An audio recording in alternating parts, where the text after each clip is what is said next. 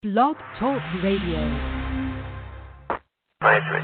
County 23, I'll give you a corrected address. So you have a fire in a one-story ordinary. Looks like it's about 40 by 120, 125. We'll get your traffic control. Squad 5, Squad 5. Over to 273, 273. Over Battalion 18, 18th Battalion. With the 273, 273. Hey, good evening, everybody, and welcome to Fire Engineering Talk Radio and tonight's installment of the Professional Volunteer Fire Department. I'm your host, Tom Merrill, and tonight is Tuesday, January 29th, and I'm coming to you live from sunny and warm Buffalo, New York. Okay, I was being a little facetious there because we are in the dark days of winter, cold and snowy, and as I talk to you right now, it is coming down. And it is cold, and it's going to get windy, and I know we're not alone here in Buffalo, New York, and wherever you are, I hope you're warm and dry and staying nice and warm, maybe by a fireplace, and what a perfect night to sit back and talk about firefighting and the volunteer fire service. And we just got a couple technical things going on. And I'm just texting our guest who's getting in now, and we're going to be queuing him in shortly. So, Captain French, if you can just stand by, we will be with you shortly. But I had a couple of housekeeping items to talk about, and with the winter, as you well know, it can pose challenges on the fire ground, right? And not just fighting fires either.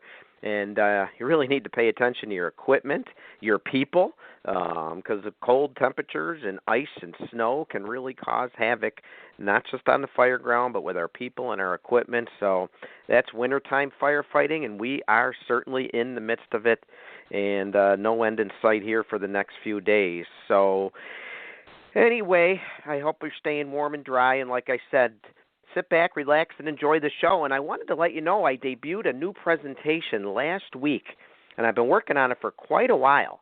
And it's called Officer Development and Leadership Success in the Volunteer Fire Service. It's a type of class I've always kind of wanted to do, and I've been working on and off on it for a couple of years, actually for several years. I'd work on it, put it aside, work on it, put it aside, take notes from books I've read or seminars I've been to or personal experiences I've dealt with. And so I've been working on it on and off. And about 7 months ago, 6-7 months ago, I was contacted by one of our local fire organizations, the Erie County Fire Chiefs Mutual Aid Organization. They're based here in my hometown, the Buffalo, New York area, Erie County, New York, and they asked if I had any leadership training to offer. So I jumped at this opportunity to do it because it kind of kicked me in the butt to finish up doing my presentation. So I delivered it last Monday, and had about 150 people in the class. They actually had to stop at 150. They tell me they could have had 200 plus in there, but originally it was 120, and then they made extra room and accommodated 150, and it just blew me away. Absolutely humbled, absolutely honored that that many people wanted to come in and talk with me about leadership and officer development in the volunteer fire service. And never in my wildest dreams did I foresee the demand and for that many people to show up. And I want to thank everyone who did come. And I want to thank those who took the time out to contact me afterwards to let me know some of the various points they took back with them to try out in their firehouse. I mean, that was awesome. That was so nice of you. And anyone who listens to this show obviously knows how much I enjoy discussing leadership and officer development. It's a topic we've covered a lot on this show. So it was really important to me for to do it. But more important that I get it right and I hopefully make some type of positive impact on those who come to the presentation. And based on the feedback I've been getting, I think I was able to do that. I'm just so humbled, so honored, and it just really motivates me and encourages me to continue doing this. So I just thought it was so important to do a presentation like that because so often in the volunteer fire service, a firefighter steps up to become promoted to lieutenant or maybe promoted to secretary. We don't often think about the administrative side, and I like to point that out in my presentation that those are important officer positions as well.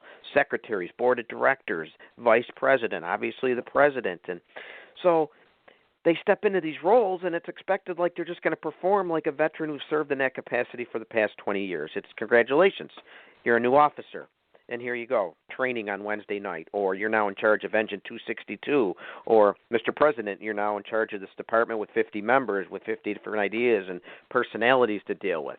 Does that sound familiar? It's so common in our volunteer fire service, and there's really not a lot done to prepare us, to prepare our new officers for that role they're going to play. So, there's certainly different nuances specific to each office, but there's also some really time-tested and battle-proven methods that new officers can employ to help them develop into a more competent and a more successful officer. So that's how my presentation started out, and it finishes up covering some very proven leadership traits that are employed by successful leaders everywhere. And as I point out in the presentation, yes, obviously successful fire service leaders, but also successful business leaders, successful military leaders, and even successful, if you can find them, political leaders that have been out there. They've all employed certain key traits to help them in their leadership journey and inspire and motivate and move people forward. And so I worked that into the presentation as well. And it discusses so many things that we can do to enhance our professional fire department operation on the officer side. So I was excited to do that. And now I have a couple presentations that I'm offering. Obviously, the one this show is based on, the Professional Volunteer Fire Department. One goal only, to get the message out that being considered a professional firefighter really has nothing to do with earning that paycheck. It has everything to do with delivering competent and compassionate service, training hard to be as prepared as possible, no matter what role it is you play in your volunteer department. There's all sorts of roles. We've talked about that. But it's training to be prepared for whatever's expected of you in your department, and taking care of not just our customers that are out there, but our fellow members as well. In that presentation, the Professional Volunteer Fire Department also discusses so many things that we can do to enhance that reputation we have and to make our operation on all sides of the table more professional. There's something for everybody. So I'm excited to do that. I've delivered the Professional Volunteer Fire Department presentation more than 30 times now across this great land. Matter of fact, I think I'm approaching my 30th Fire Engineering Blog Talk radio show as well, and I'm excited about that. Matter of fact, I'm going off this weekend to the Les Lukert training conference, winter conference in Kearney, Nebraska. I was so honored to be invited by Chief Mike Lloyd and the members of the Nebraska Society of Fire Service Instructors. I'll be presenting the Professional Volunteer Fire Department 3 times this weekend, 3 4-hour sessions, 2 on Saturday and once on Sunday in Nebraska. I'm really looking forward to that. If you're attending, I look forward to meeting you, hopefully seeing you in the presentation. And if anybody would be interested in the Professional Volunteer Fire Department presentation or my new one, Officer Development, Leadership Success in the Volunteer Fire Service, I'd love to do it for you. Please get a hold of me. You can reach me on Facebook. I have a page, the Professional Volunteer Fire Department, which, by the way, as of about 6 o'clock tonight, I was only about 2 or 3 likes away from reaching a key milestone in my mind, which was 7,500 likes for that page. So if you're out there, please give it a like if you haven't. I'd love to reach 7,500 tonight. You can contact me through there or my personal email, tamerrill63@AOL.com. That's T-A-Merrill, M-E-R-R-I-L-L, the number 63, which is my birth year, and also my company number as well, which is very ironic, at AOL.com. And if you're fortunate enough to be heading over to FDIC, you can catch my Professional Volunteer Fire Department class there. I'll be doing a 4-hour class on Tuesday, April 9th from 1:30 till 5:30, and I'd love to see you there if you are fortunate enough to go to FDIC, which, as you know, is every year in April or late March in Indianapolis. This year it's April 8th to the 13th. And if you've never been, you know we talk about it on all these fire engineering shows, don't we? And I've highlighted it on this show. It is the premier training event in the world. And if you can make it, I highly encourage you to try and get down there. And if you're returning, you certainly know you won't be disappointed in any of the classes that you decide to take. Biggest problem, you hear it every year, too many classes, not enough time. Wish there was a way to take 3 or 4 classes at the exact same time, because unfortunately you narrow it down to a few, and it is hard to pick. And FDIC in April will be here before you know it. Hopefully, I'll see you there. So, on last month's show, I mentioned how it was election season in many of our volunteer fire departments. Yep, that's right, election season, that dreaded volunteer fire department election, and that's still how so many volunteer fire departments roll, isn't it? Electing officers, and I'm not going to get into the pros and cons of this long-standing system, but the fact is here, it is January, and we have many officers who are maybe starting out on their officer career. Maybe they're 1 month into it so far, or possibly there's officers listening that have been reelected and are in the middle of their officer career. Well, tonight we're going to be talking about the firematic officer, the officer on the operations side, the lieutenant or the captain, maybe the sergeant. But you frontline officers play such a critically important role in your department's training program, and that's what we're going to talk about tonight. For you've got to be front and center when it comes to training. You are the eyes and ears of the frontline troops. They're looking at you to guide them, to train them, to motivate them, to inspire them. And you got to be passionate about training. You have to talk it up. It all starts with the officers.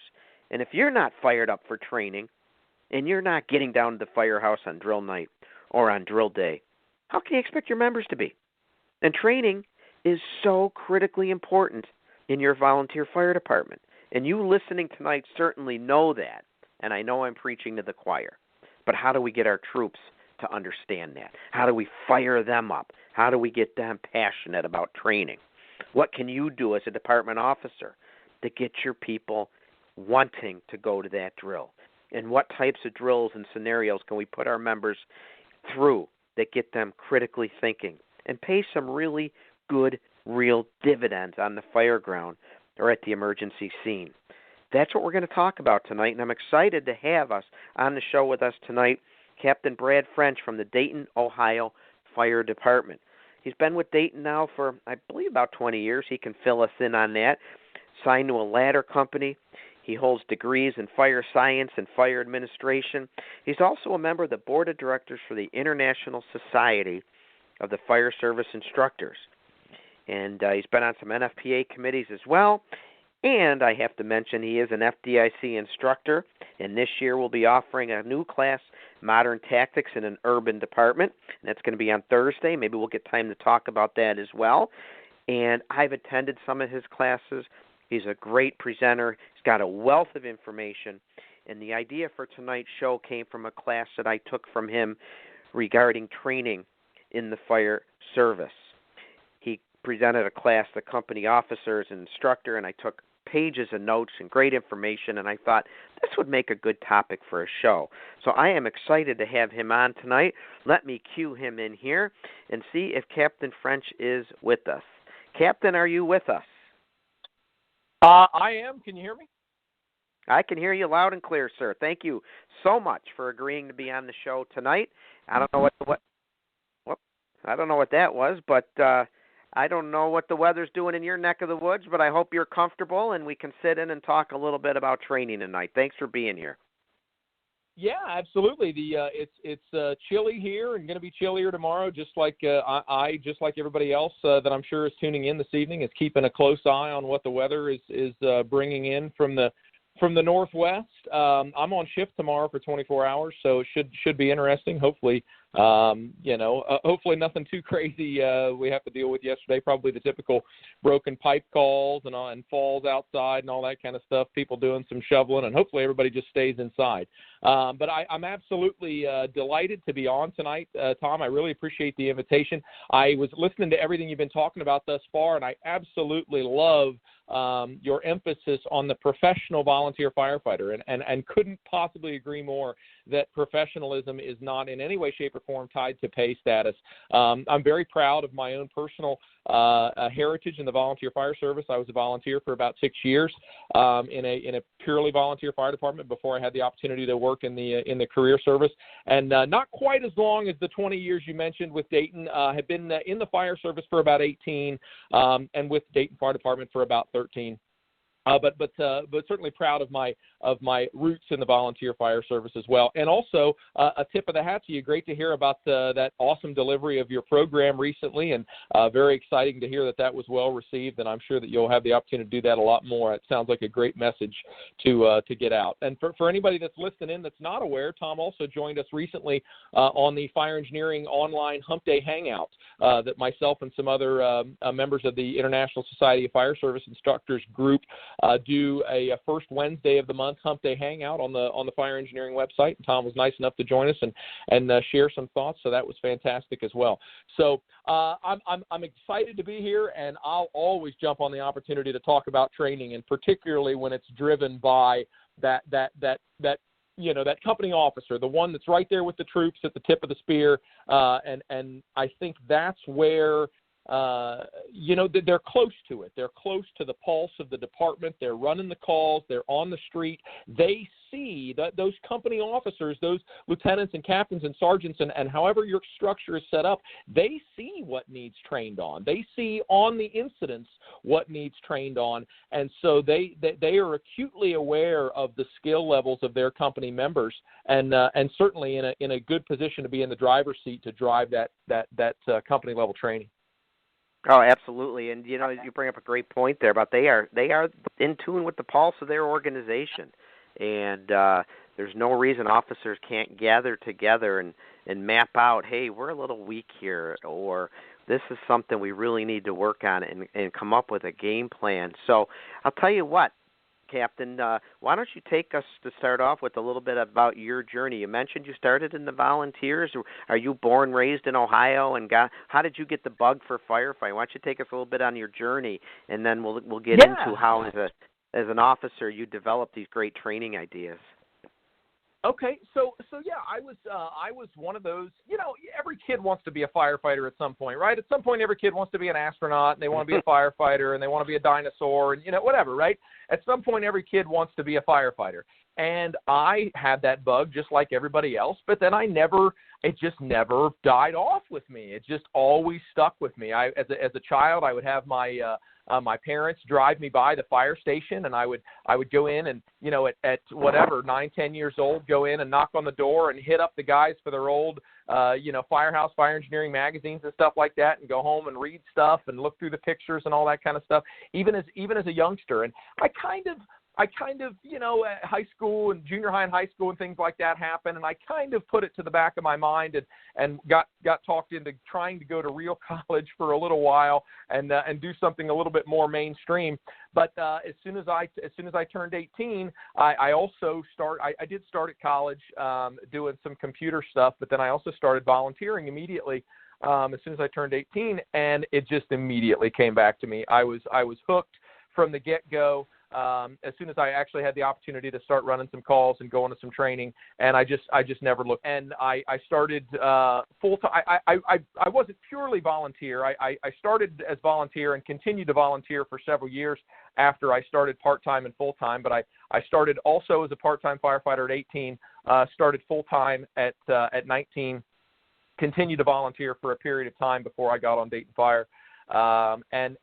So yeah, I've just been ate up with this stuff. It's like an illness. I can't turn it off. My poor wife, we'll be going to dinner, and I'll be looking at FDCs and stuff like that on the side of buildings and calculating, fire pump capacity, looking at test headers. And I mean, it's an illness that I can't turn it off. And I'm sure that a lot of folks feel the same way. But I absolutely love it. And it's been great. I still try to. I don't volunteer anymore, obviously, but I certainly still keep in contact with a lot of the members where I started. I started at a small department called Silver Creek Township Fire Department in Jamestown, Ohio, which is about 45 minutes east of Dayton, and then worked full time also at a city named Xenia, Ohio, City of Xenia Fire Division, all pre-Dayton. So it's funny because people say a lot of times. And I'm still fairly young. I'm 36, and so sometimes I hear a lot of generational issues in the fire service, and sometimes people say, well, the kids these days don't have the coming in with a trade as plumbing or an electrician or worked various various blue-collar trades before they got in the fire service. And I always am kind of quick to step up and say, well, hang on a second, that's okay. Because some people, the fire service is their trade. I mean, I embrace this industry from essentially my entire professional adult life, and that is where my skill set is that I bring to the table, you know, and so for those out there that are maybe somewhere in my range, you know, that have done this stuff for a long time, that's okay if you don't necessarily bring a lot of those other skills to the job, but just let that be the reason and the catalyst for you to commit yourself to this job 110%. And again, I guess in a way I look at that from the career side, but also it absolutely is applicable on the volunteer side. Be passionate about it. Be enthusiastic about it. If you're going to do that, if you're going to step up and volunteer for your community, make the trainings, make those runs that you know, sometimes maybe you struggle to staff in the middle of the night. You know, I've been there. It's, you know, you're making a run on Christmas Eve in the middle of the night, and you know, people don't really want to get up and things like that. I get those challenges 110%, but commit to your citizens, commit to your organization, commit to the fire service as a whole, regardless of pay status and regardless of where you find yourself in your career. Just realize what an awesome thing it is that we get to be involved in here. Whether you're going to work every day doing it or whether you're working another job and doing it in your off time, just to get to be a part of the brotherhood and the sisterhood of the fire service is an absolute privilege. And don't ever lose sight of that. Don't lose that passion. And I think as the company officer, they're in a great position to really continually kind of, you know, show other people that passion, show other people that enthusiasm, keep them interested, keep them engaged. And when it comes to company drills and things like that, give them some buy-in. Something you said a little bit ago during the opening sequence there kind of made that pop in my head, but give them some buy-in as to what's going on. You know, maybe give them the opportunity to suggest some drills and things along those lines, so they really they have some buy-in, they have some skin in the game to what's going on with training. Yeah, you know what popped into my mind too when you talk about one advantage we do have on the volunteer side is when you mentioned passion a couple minutes ago, and what I used to tell my people, and I remind myself of this every now and then, you know, volunteers have a wide variety of careers that they're involved with, the paycheck earning job, and they've got a lot going on in their personal life. Use the volunteer firehouse as the great escape. That should be somewhere you can go, soak up the brotherhood and the sisterhood. Maybe it's a family like you've never experienced before, and have it be your great escape where you can go and forget about work. You can maybe put aside some of the things going on at home, or maybe you know you got to go home and fix a broken hot water tank or something. Forget about it for a couple hours and immerse yourself in the great fire service and the camaraderie and the sisterhood and brotherhood and escape whatever reality it is you've got to go back to, whether you do a shift or whether you're not. Take home that guy at the volunteer fire. I was just going to say, and take home that guy with you at the volunteer firehouse that does hot water heaters. You know. There you go. Because we know you got every trade, right? So true. Exactly, so true. Exactly. Yeah, and the other key point you hit there, and I know it's a little bit off topic, but it's so important. And I want to reinforce it because you're so right. We hear so often about, this new generation or these new kids, they just don't know it. Well, let's teach them, right? Here's step A for an officer. Be a mentor. Show them the way. They may not know a Phillips head screwdriver from a flathead screwdriver. Teach them. You know, what a great place to start as an officer. Build your credibility. Show that you're a mentor and a leader.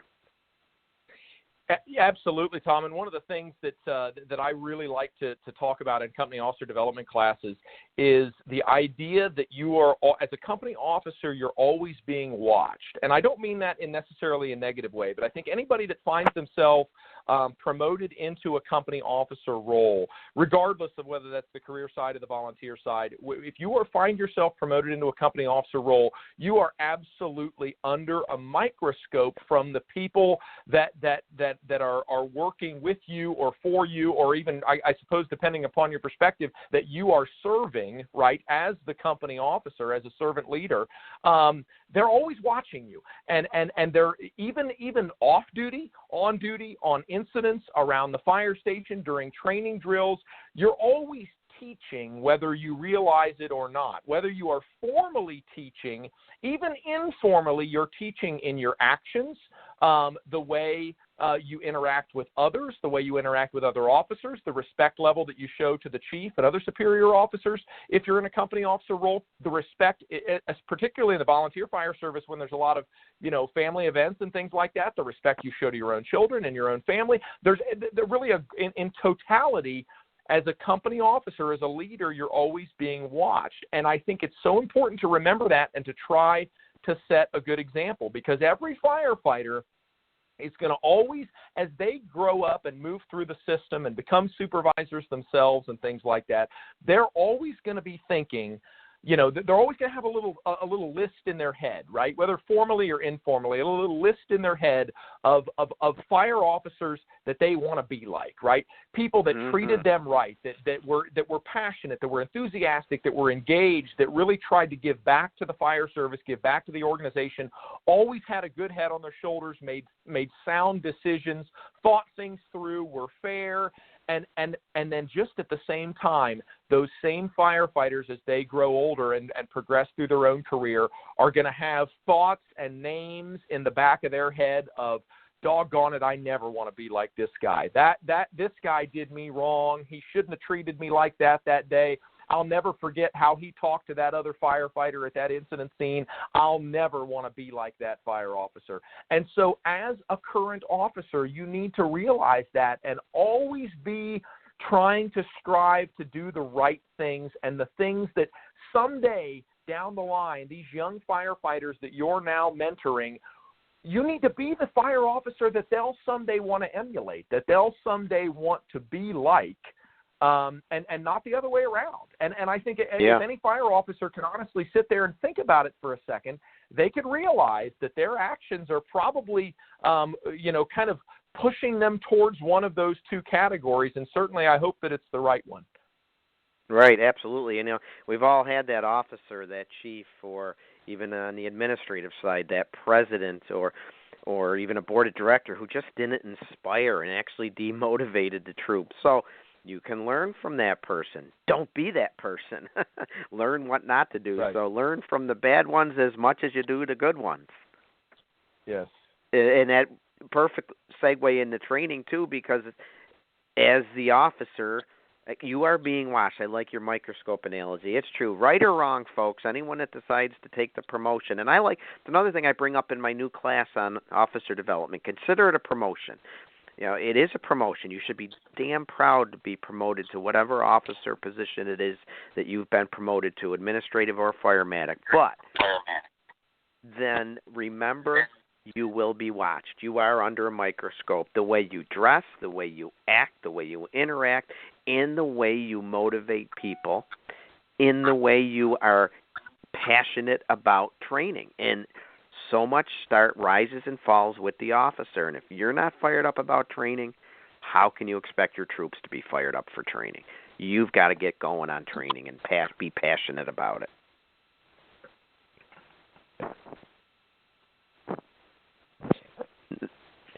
You with me there, Cap? Yes, absolutely.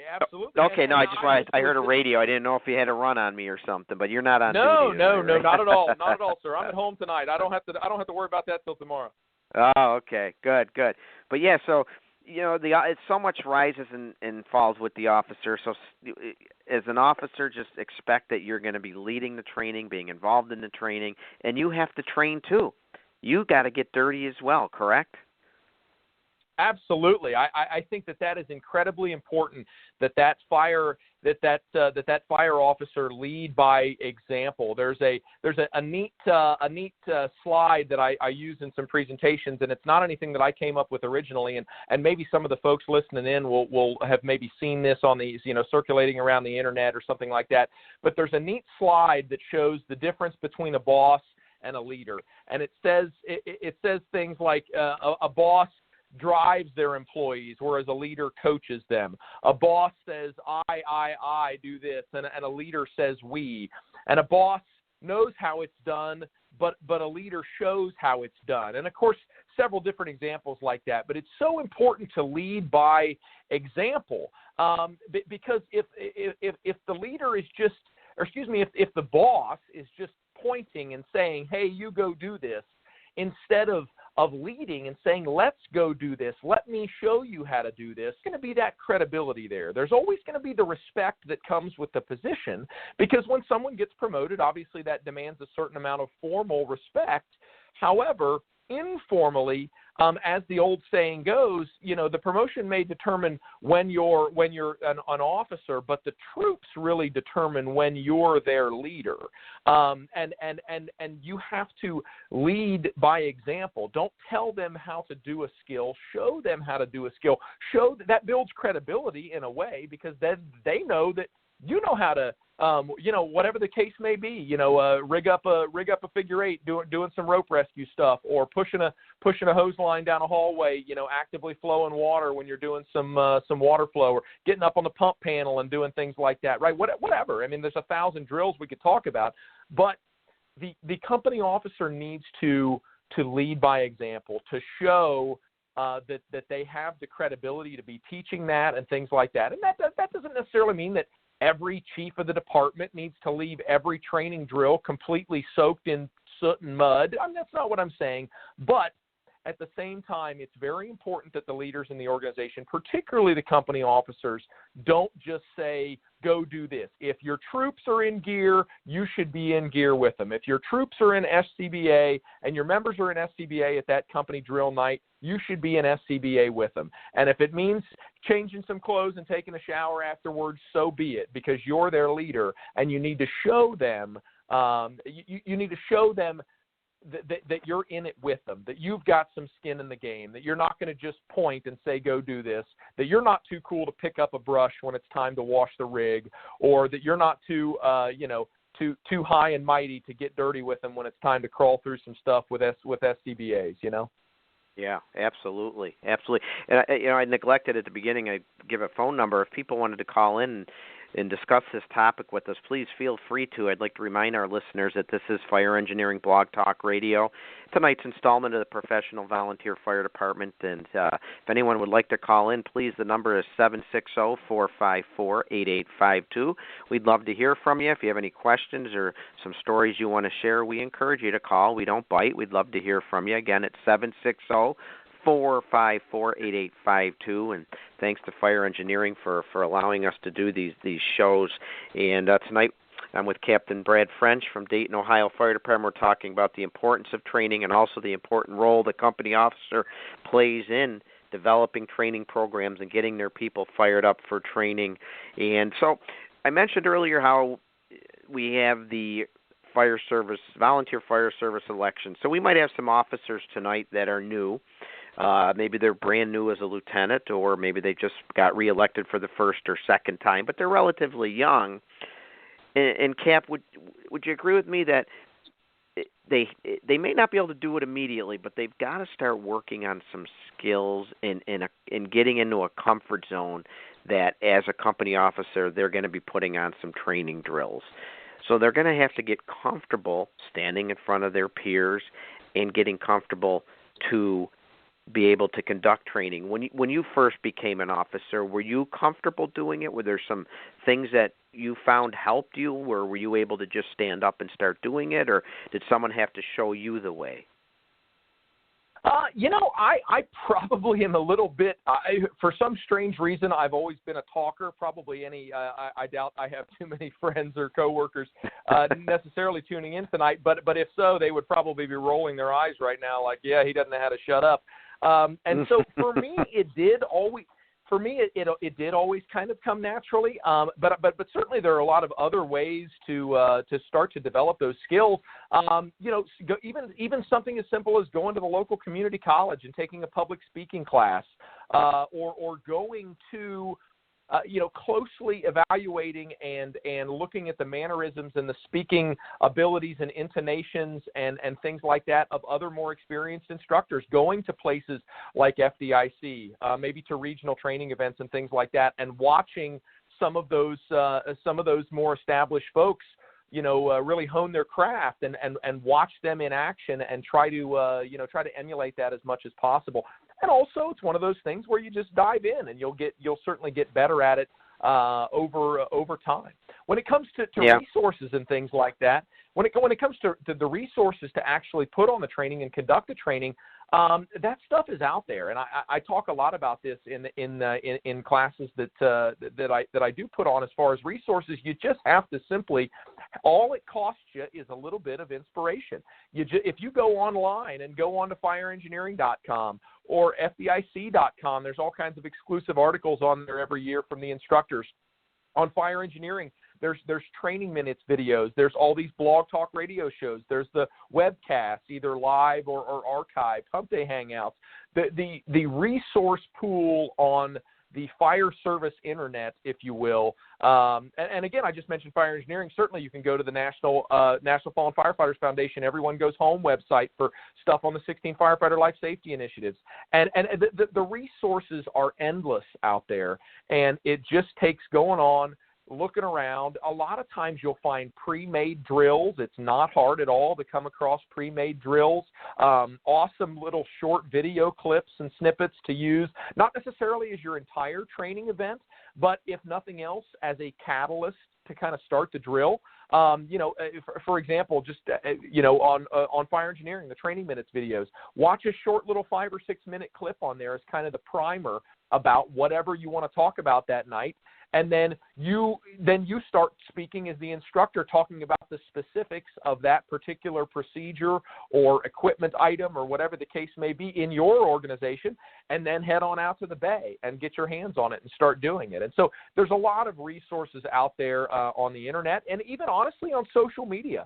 I kind of have a little bit of a love-hate relationship with fire service social media. Certainly there are some things, particularly when it comes to fire tactics, that I sometimes just shake my head and roll my eyes and keep scrolling on Facebook or Twitter. Some of the madness that comes with some of the modern fire dynamics discussion on there. But that's whatever. If you can deal with that, then there's a tremendous amount of value in fire service social media on Facebook and on Twitter, because there are a lot of great folks to follow, and neat training ideas, neat training resources, pictures of them doing their own training, which can then obviously inspire you to be able to do some drills. So there's I lost you there. You there? I think we lost him there. Tom? Yeah, you there, broke Tom? up a little bit. I'm here. Can you hear me now? Yeah, absolutely. I'm still here. Your phone broke off there for a second. Oh, okay. Yeah, I was just kind of talking about all the different online resources that are out there. Yeah. No, we did catch you all the way up to the end there, and then I could just hear it click. And I don't know, we got quite a storm coming down here too with the snow and all. I don't know if it has anything to do with that, but no, good? All good. Yeah, we're good. All good information. And, okay. And when you talk the way you're talking, it's about creating that culture of training. And sometimes officers wait to be spoon-fed the information. And I've heard from officers say our training program isn't any good because the gals at the top aren't passing stuff down to us.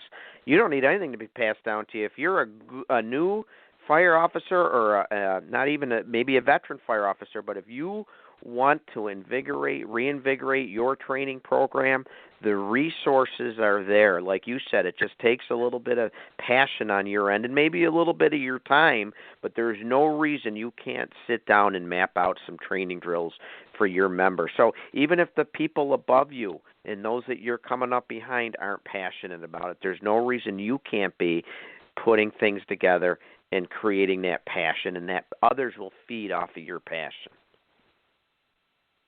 Absolutely, and while let me know if I cut out again, because you were actually cutting out a little bit on my end there too. I'm not sure. Sometimes it's kind of a small little technical glitch there. But one of the other things that while we're talking about training resources that I absolutely have to mention is the concept of using firefighter line of duty deaths as a catalyst for training. That's something that I always bring up in presentations and something that I'm very, very passionate about, because I think there's no greater way to remember the folks that we lost in the line of duty than by studying those NIOSH reports, looking at any other resources that are available, whether it's one of the incidents that NIST had done a fire dynamic simulator recreation on, something like Cherry Road or Keokuk, Iowa, or Berkeley Way out in San Francisco, or the Mark Falkenhand incident in Baltimore County, whatever the case may be.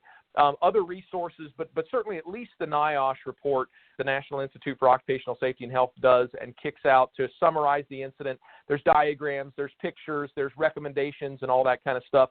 And that is really how we honor those firefighters. And not just to put up something sad, or a Maltese cross with a black band across it on social media when that fatality happens. That's nice. And that's fine, and we need to recognize that sacrifice and recognize that a loss has occurred in our profession. But I think the problem sometimes is the follow-up with that. We can't just care at that time when the incident happens. We have to care a year later, a year and a half later, when that NIOSH report comes out, and study it down into the weeds and figure out exactly what happened. And then as a company officer, turn that around and teach that to our members. What were the takeaways from this incident? What if that same thing happens in our jurisdiction tonight? How can we try to make sure that doesn't happen here? And you can go through and all kinds of different filters on the NIOSH website by cause of death, by state. I believe you can even filter between between career and volunteer firefighters and things like that. So whatever your interest is, there's a tremendous database of information there, and everybody should study that. And there really shouldn't be any company officers, career, volunteer, part-time, whatever the case may be, there shouldn't be any company officers out there that don't know some of the very common firefighter line of duty deaths and a lot of those lessons learned. Very, very critical, I think, as a company officer from an instructional standpoint, to know those NIOSH reports, to pay attention to them when they come out, to push them out to their own company members when they come out, and to really heed those lessons. Their brain needs to be, it's an element of that whole recognition prime decision-making thing. Their brain needs to just be a mental Rolodex of not only their own previous experiences, but all of the lessons that they've learned by studying other fire incidents, even some that they weren't on, by studying in depth other firefighter fatality incidents, so they're making the best, most educated possible decisions on the fire ground. I couldn't agree with you more. And from my own experience, I put several drills together based on unfortunate incidents of the past. And I always say to the attendees, I'm like, we're doing it to honor those who passed. We owe it to them to remember them and their sacrifice. In just about every report, the department that it was affected by the tragedy says the same thing. We never thought it could happen here. And I'll look at the audience and say, well, we're here. This could happen to us. So what would we do in these situations, and how can we learn from this tragedy? Matter of fact, next month I'm doing one. I shouldn't say it's funny. That's the wrong expression. But it's interesting to note that I was talking to a bunch of our new volunteers. When I say new, I'm talking 5 years in, 7, 8 years in some cases, and they know about truss roofs, and they know the dangers, and they know the markings that are on the buildings, but when I mention Hackensack, New Jersey, they don't know what I'm talking about. Or they know about our SOPs for elevator operations at high-rise buildings and why we don't take the elevator. In our territory, the tallest building is 6, 7 stories at the most. We can take the stairs. They don't know about the tragedy on Adams Street in Tennessee in the early 1990s that resulted in the death of several firefighters. So we're going to be reviewing those incidents. We're going to talk about Keokuk, Iowa, and the tragedy there, and the importance of getting water on the fire and staffing properly. And we're going to cover those at a training drill for us in a month or so. But you're so right. And officers that are out there, get on the website for NIOSH and look up these reports, and number one, honor those who paid the ultimate sacrifice. But my gosh, learn from what transpired in their situation. Think about your department and how you would handle it, and they give you the video and audio and blow-by-blow descriptions of exactly what happened and schematic diagrams, and you as an officer are going to look fantastic with a polished presentation that is so pertinent and helpful for your department. You're absolutely right, Captain. What a tremendous resource those NIOSH reports are for all of us to be a better training officer. Yeah, extremely important, and like you said, that's how we honor those firefighters. And I've had situations where I've had folks in class of that were associated with fire departments of some of the incidents that we've talked about in certain classes. For example, Hamilton, Ohio, a firefighter named Pat Walterman died in a basement fire a few years back, and I've done some classes on basement fires where they were some members of that fire department attended the class, and I talked to them afterwards, and they had nothing but positive things to say about the fact that we were discussing that. Even if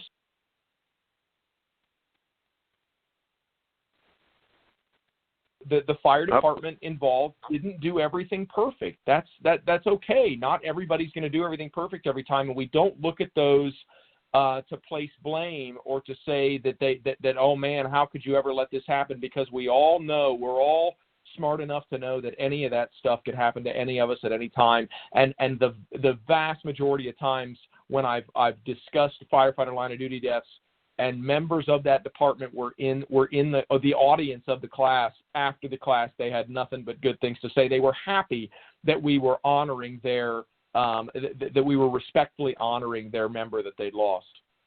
Yeah. I couldn't agree with you more. And it's the way to respect and honor them is to learn from what they did, and they would say the same thing. Keep your people alive based on what happened to us. So.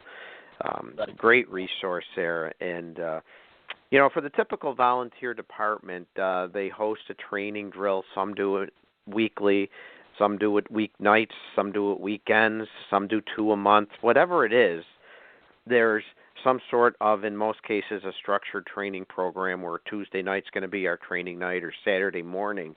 But what I found interesting from your class is a company officer, you took some rather unconventional approaches to adding on to the regular training drill, where it seems like your people couldn't turn a corner in the firehouse without seeing some training snippets or information that was important to the job. Would you mind sharing some of your idea? I believe one was a potty training or something. Yeah, interesting ideas. Yeah, so first of all, when it comes to the potty training, I cannot take credit for that entirely. I think I want to say that I saw that term, the potty training term. I believe that was an article by Stephen Marsar in Fire Engineering, at some point. But basically, what I try to create around the firehouse is just a constant, maybe barrage sounds a little bit aggressive, but a constant aura or a constant attitude of training. And so on the career side, when we start at 0700 hours in the morning, we're going to start right away when we do riding positions, who's driving, who's on the nozzle, who's the doorman with the irons and all that kind of stuff, what the tours we have that day, what group of hydrants we're going to do, whatever administrative stuff we're doing at the very beginning of the shift. We're always going to do at least a very short little training drill, maybe 5 minutes or something like that, maybe tying a few knots with a couple of little short practice sections of rope, or somebody goes and grabs the foam adductor off the back of the engine, and we talk about that for a little bit.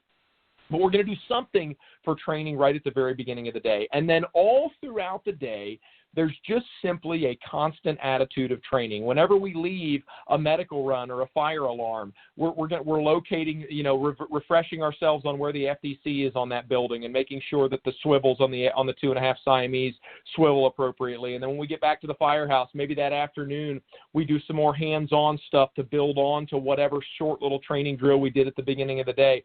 Then in the bathrooms, we have exactly what you just mentioned, those little potty training things where I just take just one of those little clear plastic sleeves and post it above the urinals and slide in, maybe a hydraulics practice or maybe an EMS practice with some 12 leads or some streets, some first do streets or something along those lines. Same thing on the inside door of the back of the stall. And I've seen that same concept certainly repeated in a lot of other firehouses as well. But if you're not doing that in your firehouse, that's a missed opportunity. It's an easy way for somebody to just briefly get their eyes on something. And it's just one small component of just kind of creating a general attitude of training and professional development around the firehouse all the time.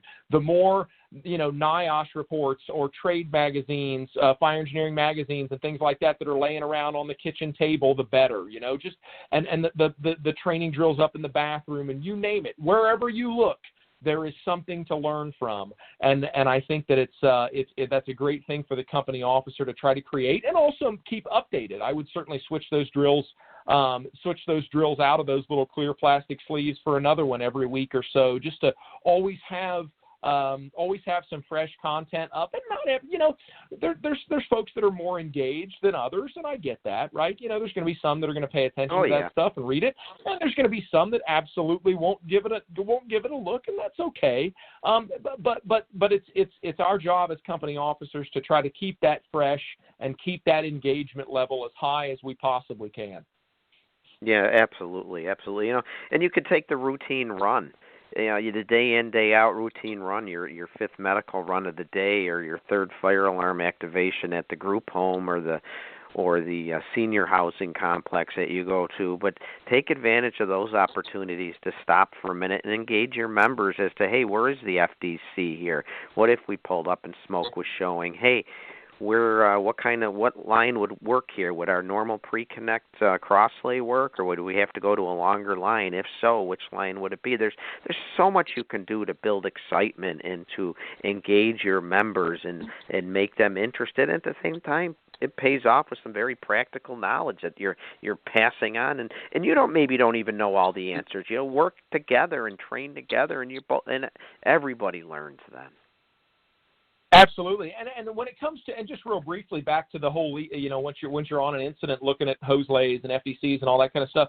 Particularly when I look back on my time in the volunteer fire service, I think that's one of the things that I probably maybe was lacking on a little bit, just due to the fact that there's only so many hours in the day, and there's only so many training drills per week or per month or whatever.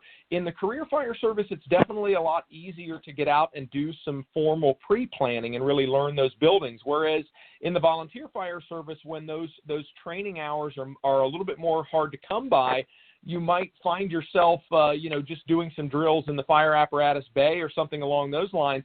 All the more reason, particularly on the volunteer side of the house, when you're out and about and maybe you're leaving an incident or something like that, take that extra 10 minutes, 15 minutes, something like that, to walk through that facility, to refresh everybody where the fire alarm control panel is, where the fire pump or sprinkler room is, where the FDC is on the outside, what the general layout of the building is, and things like that. I sometimes joke with folks in class and say, okay, raise your hand if you've never been lost in a hospital before. And of course, nobody raises their hand. Everybody's been lost in a hospital before. Well, was it on fire? Well, no, it wasn't on fire, right? And every jurisdiction, large or small, more than likely has some type of target hazard buildings or complicated buildings. Even in the rural fire service, you probably have a couple of areas where, hey, if we're going to have the big one, it's going to be here. And so when you do run a little bit more minor or routine calls at those types of places, alarm activations and things like that, take the time before you go back to the firehouse to at least very briefly do a little pre-plan, because I think it's probably a little bit harder to come by that time to formally pre-plan a whole lot of structures in the volunteer fire service. Yeah, I like your expression too. I think you said during the class I was in with you, we get lost in the buildings before they're even on fire. So let's make sure we can try and get through them when you're at the routine call or on a drill, because if you're getting lost in those buildings when they're not on fire, you don't have a prayer when they are on fire. So So important, so important. And hey, people, again, this is Fire Engineering Blog Talk Radio, tonight's installment, the Professional Volunteer Fire Department. If you have any questions for Captain French or would like to add to the discussion, we would love to hear from you. The number is 760-454-8852. And on this cold, blustery night, I can think of nothing better than to talk about getting fired up for training, and so much to talk about, and get our people fired up about training. And you bring up some interesting stuff, too, about pre-planning, which is very difficult in the volunteer fire service, probably in the fire service in general. But what good are pre-plans if they just sit in a binder, right? How do we get that information out to our members? How do we learn? We compile all this information, and we might have these beautiful binders, or today we've got beautiful CAD systems with tabs and everything of the buildings, but how practical is that when the building's actually burning or there's a real emergency? Is there anything we can do to make that information maybe be learned ahead of time and educate our members ahead of time? Yeah, so one of the things that we've tried to do with some pre-planning, I think there's nothing more boring, if you will, or less user-friendly than having those formal pre-plan documents just in a 3-ring binder in the back of the chief's car, right? That's just, they don't get reviewed, they don't get looked at. Maybe they get pulled out when there's an incident, maybe they don't, right? And so one of the things that we've tried to do at Dayton Fire and in some of the companies that I've worked in is to try to take that pre-plan information and package it in a little bit more visually interesting way. Not to say that you probably shouldn't somehow have it backed up on your typical formal official fire department pre-plan documents that are in a binder somewhere or on that computer somewhere. But putting together a pre-plan that is a little bit more of a tour of the building, if you will. So going out and doing some pre-planning with your folks where they get their cell phone cameras out or whatever, kind of camera that they have out, and take some pictures of the FDC. Take a picture of the fire alarm control panel. Scan in a diagram of the layout of the building and things like that, and gather as much information from one of those building maintenance techs or property manager or whatever the case may be. Gather as much information as you can, and instead of just filling in and checking all the boxes on that formal pre-plan document, trying to package all of that information, those diagrams, those pictures, those little snippets of information, packaging all that together in some type of a presentation, whether it be a PowerPoint format or a narrated video format or whatever. There's a number of different ways you can go. But taking that information and putting it together as a little bit more of a tour of the building, and then rolling that information out to the rest of your department. Maybe not everybody went on that pre-plan, but everybody can click through a presentation and see that tour of the building, or watch a short little video clip that's been put together with all of that information. And it allows them to kind of have that same tour that you got. And then also for periodic refreshers, right?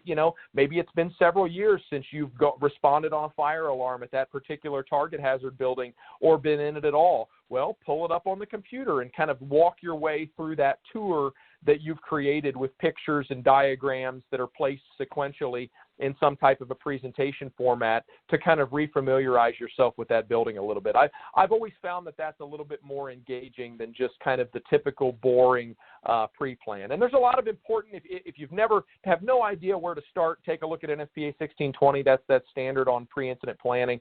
A lot of great things in there. Some items in there to look for when you are doing pre-planning, but try to do it in a more interesting way, and that's certainly something that the company officer is the point person to try to lead. Yeah, I always say that building, and we all have in our fire district, that building should not catch us by surprise. We should at least have a basic understanding of that building and what we're going to do if it burns, if the big one happens. You should at least have a basic understanding of where you're going to start. And here's something interesting in the volunteer fire service end of things. Like you mentioned, reviewing things off and on over the years, because what else happens in the volunteer fire service is we go through personnel. And you might do a building tour and do a really nice presentation on a couple of buildings in your fire district, and 2 years later, three-quarters of the people that went on that tour maybe aren't with you anymore, and you have all these new members that don't know anything about it, so you have to start over with them. And one idea I've heard some departments do is a lot of volunteer fire departments do a monthly newsletter, and they email it out or mail it out to their members, and the chief might have a column, the president might have a column. Well, some departments do a monthly pre-plan update where they highlight one building in their district, and it's a tour of the building, and it's not the official pre-planned form, because again, that could be very boring, but it's digital photos and the important information about where the FDC is, where the elevators are. I personally always like to know where the exterior doors are on these buildings, but what a great way to get the information out there to your membership. And then maybe every couple of years the same building gets done again, because again, you're bringing in new members, and it's not just a refresher for your veteran members, but you're bringing up the new members to speed so they're familiar with it. So it's just so important. And now maybe when you pull that pre-planned binder off the rig at the real incident or fire it up on the laptop, things jump out at you a little quicker maybe, because you remember what you learned on the tour you did and also in the presentation that you sat in on. Great stuff that you can do. Absolutely, and I also think that it's a company pride thing. You know, you want your members to take pride in their first due running district. I want my members to know what the addresses of our target hazards are. I want my members to know where that fire alarm control panel is, where that FDC is, and all those kind of things. It becomes a company pride issue as well to take pride in the knowledge of your first due district, particularly if you have a first due district that has a lot of target hazard buildings, and to know the intricacies of those suppression systems and things like that is something that it should be a source of pride. Yeah. And you mentioned something too, if I remember correctly, Captain, from your class, and I so agree with it, and again, here's a volunteer fire issue. Sometimes as we change administrations, new ideas are brought forth, and one thing, this chief might have used this pre-planned form, another chief might have used this pre-planned form, and I believe you mentioned in your class about the need to adopt a standardized format for the official pre-planned form. And I actually found that out at an incident I was at once where I had two different pre-planned forms, and I needed to know where the fire department connection was, and I saw where it was on the page before the actual page that the pre-plan was on that I needed, and when I went to the page for that building and looked where the fire department connection was on the previous page, it wasn't in the same spot, and I was scrambling, and it was like 2 o'clock in the morning, it's dark, it's rainy, whatever the case may be, and it's like, where is this? Where if we had a standardized form, I trained myself knowing what is where on these pre-planned forms. Yeah, absolutely. Even if you get creative with some of those other avenues that we talked about a few minutes ago to make it a little bit more visually interesting and engaging, you still need to have that fallback to a standardized form for a lot of those reasons you just mentioned. Yeah. The presentation, the newsletter article, the presentation, the drill topic, that's great. You can do nice visuals and some graphics for that, but the capturing the information has to be standardized. And that's maybe even a form you take with you on that pre-planned walkthrough drill, so you start filling out. We used to have a blank one that was laid out the same way as the official pre-planned form, but you would handwrite in the information, then go back to the firehouse and type it in on a nice form. But they all were, we learned from that mistake, and we made them all similar. So at least pulling it out of the binder, it was easier to find your way around. So very, very important. Pre-plans, I think, sometimes is overlooked, the importance, because there's a negative connotation associated with the word pre-plan.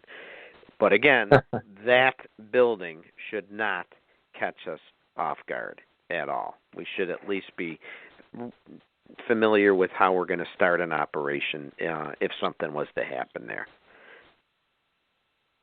And you also, I thought, had a neat idea, too, about, speaking of pre-planning, you would pull out, didn't you talk about in your class pulling out the Sunday paper and looking at the actual real estate listings? And so what, you're having coffee down at the firehouse on a Sunday morning, and your crew wants nothing more than to enjoy their coffee and probably read sports, and what are you doing, Capt? You're bringing out the real estate section? Yeah. So that's something that we've done in our organization for a while, and we've kind of at my company we kind of enhanced the idea a little bit. For a lot of places, if you look in the local paper, particularly on Sundays, not always. I suppose it's dependent upon where you live and how they have it laid out. But oftentimes, at least once a week, they'll have real estate property transactions in the paper, and that's a great time to go through. It usually gives you what transactions occurred throughout the last week or month or whatever. That's a great spattering of streets in your jurisdiction if you just kind of want some random street school to quiz each other on. And then you can also take the actual pictures of the houses that are in that real estate section, and then you can do some building reading. You can look at it and say, okay, well, I think there's probably 3 bedrooms. I'm thinking probably, 3 bedrooms, 1.5 bath. I'm thinking the layout is probably this. I'm going to say it's on a slab, doesn't have a basement, and so on and so forth, just by looking at it. And then, of course, you get immediate confirmation as to whether you were right or not. You simply read the description that's right there next to the picture. And so instead of drawing some fake building up on a whiteboard and talking about building layouts, you can use actual buildings in your jurisdiction that you may very well run that day and do some of that practice as to what you suspect that the layout would be, and then immediately get confirmation as to whether you were right or not. And then you can even take that a little bit further. You can find a house that's maybe in a rural area that's out on one of the streets that's kind of out in a non-hydranted area, and you can say, okay, well, the house is this big, and calculate what your gallons per minute flow needs to be, and then take it a step further and say, okay, well, where's my nearest fill site going to be, particularly in the rural volunteer fire service? Where's my nearest fill site? What are the tankers that are going to be due, the tankers or tenders that are going to be due on the alarm for this, and what are their capacities? Do a little bit of math and try to figure out what the gallons per minute that I'm going to be able to sustain based upon the alarm assignment I have for tankers, what their capacities are, what their travel times will be to that fill site, how long it takes them to fill up, how long it takes them to get back. You can use that tanker delivery rate formula that some are familiar with in the rural fire service, and you can sit there and you can have a drill for an hour just on a couple of houses in the Sunday real estate section. And you don't have to do that every time. But it's an easy training aid, and I usually on Sunday mornings on my way into the firehouse, I'll stop and grab a cup of coffee, pick up a Sunday paper, and we'll usually do some simple little training things like that just from that Sunday paper. And all of this, everything we're talking about tonight, folks, is called professional development. And as volunteer firefighters, you can undertake professional development. Professional doesn't mean earning a paycheck. It's how you approach the job, how you take it seriously, how you prepare your members. And as an officer on the firematic side or operations side, folks, you have a very real responsibility, a serious responsibility. And whether you're a new officer or a veteran officer, start putting forth some training drills, taking advantage of maybe some of these ideas. And there's so much more you can do. If anyone has any great ideas that they'd like to share, I'll give you, we're going to be finishing up soon, but the number to call, 760-454-8852. Please take this role seriously and embark as best you can to make your people better trained. And Cap, I just want to give you one last chance here. If we've missed anything, I know we've covered a lot. Any last minute tidbits of information when it comes to training and the role the company officer plays in training? No, I think we've covered a lot of ground tonight. I think it was a great discussion. I really, really appreciate you having me on. You've got a great concept going with the Professional Volunteer Fire Department, and hopefully we had some folks listen in tonight and maybe take some of these ideas down and take them forward, make them better. This is just we're always constantly evolving in the fire service and taking ideas. I mentioned a few things that I had incorporated and then taken them kind of pushed a little bit further because it worked for me, and take some of the things we've talked about tonight and figure out what works for you and make it better. make it better, and share your ideas with others as well. We're constantly in a cycle of learning. As the old saying goes, if you think you know it all, it's time to get out of the business, right? It's time to retire or whatever. We're always needing to keep our head on a swivel for what the best ideas are and what the industry standard is, and keep moving that needle forward, and keep as a company officer, not just encouraging professional development in the folks that surround you and that are the folks that are assigned to you, but as a company officer, be the one doing the professional development. Get to FDIC, get to the National Fire Academy, read the magazine articles and things like that. Be the one on that leading edge of professional development to try to set that example for your folks. So I really appreciate you having me on, Tom, and it's been fantastic. Now, real quick, you're going to be at FDIC. Do you want to mention your class real quick? I know it's on Thursday. I believe it's Thursday. I saw that your class is.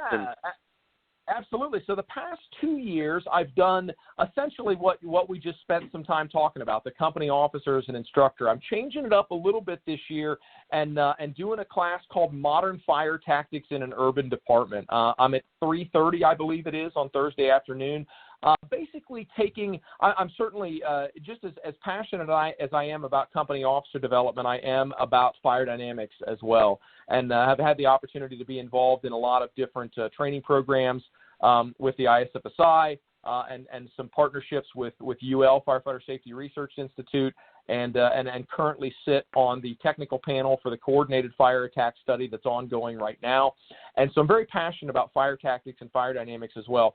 And I put that class together to basically say and show that a lot of the tactical recommendations that are coming out of the UL studies and things like that, and are starting to be talked about and implemented on a national level in the fire service, is not something that doesn't matter just because you have good staffing and good response times in the career fire environment.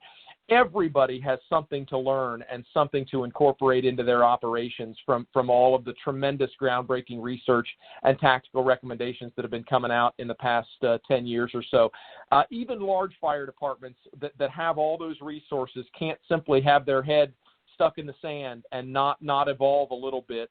And it doesn't mean wholesale change, but it does mean paying attention to what's going on in the fire service around them. And I'm basically going to kind of take them on a little bit of a journey as to what the Dayton Fire Department has experienced and how we've had some successes and failures in incorporating a lot of those elements of modern fire dynamics into our very urban, very traditional type of operations.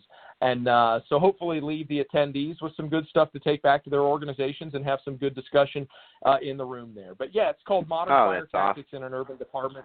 And it'll be Thursday afternoon. And Tom, can't wait to see you at FDIC, and hope to see it's always fun every year to get to run into so many folks that are like-minded and passionate about this industry just like I am. And early April will be here before we know it. Before you know it. And if someone wanted to get a hold of you, they had some additional questions or some training information they were looking for, as you sign off here, why don't you leave them with some information on how to contact you? Yeah, absolutely. My personal email address is bradfrench@hotmail.com. All lowercase, all one word, no dots or anything like that. Just bradfrench@hotmail.com. Would be happy to also on Facebook. My Twitter is, I think, bfrench136 or something like that, I believe. So I don't do a whole lot of Twitter stuff. I'm kind of a lazy tweeter. I just retweet stuff. But anyways, absolutely be happy to speak with anybody, either email, social media, whatever. Come hit me up at FDIC. Always happy to talk training with anybody. Oh, that's fantastic. I can't thank you enough for being on the show tonight and taking time out of your personal life to give us an hour here with some great information, and I look forward to seeing you down the road. All right, sounds great, Tom. Thank you so much. And to you and to me and to everybody else listening, stay warm tomorrow. Yeah, sounds good, brother. Thank you so much. All right, bye-bye. Oh, bye-bye. What a great show. What just great information. Great information that was shared tonight. And I've had a couple technical glitches tonight. Like I said, it's about my 30th show I've done for fire engineering. It's either 28 or 29, so getting close to 30. And I've never had the technical glitches that I've had tonight. I hope everyone listening in got the full show, but it's telling me that there's 20 seconds left of recording time. So I don't know if I'm going to get cut off here in 20 seconds, but as we wrap up, I just want to again reinforce you as the company officer, the firematic or operation company officer, you play such an important role